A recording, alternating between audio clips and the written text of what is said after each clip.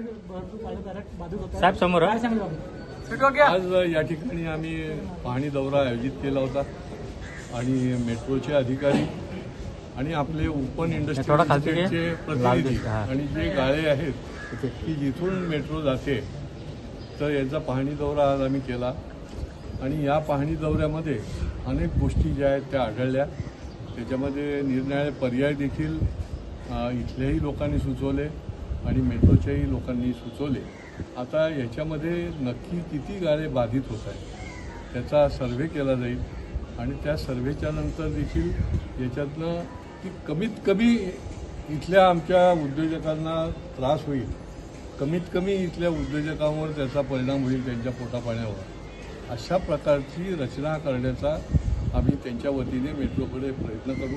आणि मला निश्चितपणे खात्री आहे आता काही ठिकाणी मेट्रोने आपल्या जागाही बदलल्या, स्टेशनची जागाही पुढे नेल्या, तर त्या पद्धतीने जे जे टेक्निकली शक्य आहे ते करून घेण्याचा आपला प्रयत्न। साहेब, जे गाड्या झाल्या की त्यांचं म्हणणं आहे की आम्हाला जर बाधित झालो इथे तोडलं तर आम्हाला इथेच कुठेतरी जागा द्यावी, कुठे लांब नको द्यायचा। त्यांना एका वाक्यात सांगायचं म्हणजे त्यांना कुठेही लांब जाण्याचा तर प्रश्नच नाही, परंतु जे बाधित किती होतील ते एकदा कळलं की त्यांना त्या ठिकाणीच आपण कशा पद्धतीने त्यांचं अकोमोडेशन करता येईल, स्थलांतर ते देखील बघू। त्यांना कुठलाही त्रास होणार नाही त्यांच्या, कारण हे लघुउद्योजक आहेत, MSMEमध्ये येतात, छोटे छोटे उद्योग आहेत। 50 वर्षापासून हे लोक इथे आमचे आहेत, 2-3 हॉटेल पण आहेत तिथे। पण ते सगळं एकदा सर्व्हे झाला आठवड्याभरामध्ये की त्याच्यानंतर त्याचं ताबडतोब आपण मीटिंग घेऊन काय त्याच्यामध्ये करता येईल आणि दुसरा पर्यायसुद्धा जो आहे तो देखील तपासून बघायचं आपण मेट्रोच्या अधिकाऱ्यांना सांगितलं आहे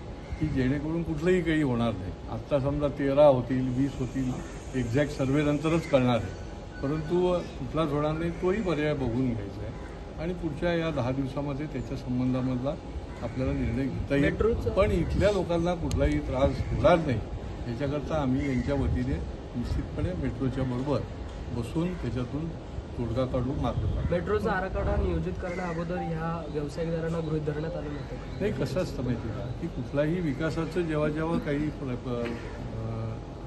योजना आखली जाते त्या वेळेला आता समजा समृद्धी मार्ग आहे, त्याच्यामध्ये बाधित नव्हते का? होते। त्याच्यामध्ये शेतकऱ्यांची जमीन नव्हती का? होती। तर ते करत असताना मिनिमम काय काय करता येईल ते खरं म्हणजे बघायला लागतं आणि त्या दृष्टीने आता सर्व्हे झाल्यावर आपल्याला कळेल की कमीत कमी बाधित कसं होणार आहे ते एकदा लक्षात आलं की त्याच्यावरच्या उपाययोजना ज्या आहेत त्या आपण त्यांच्या डोक्यावर बसून करून घेऊ।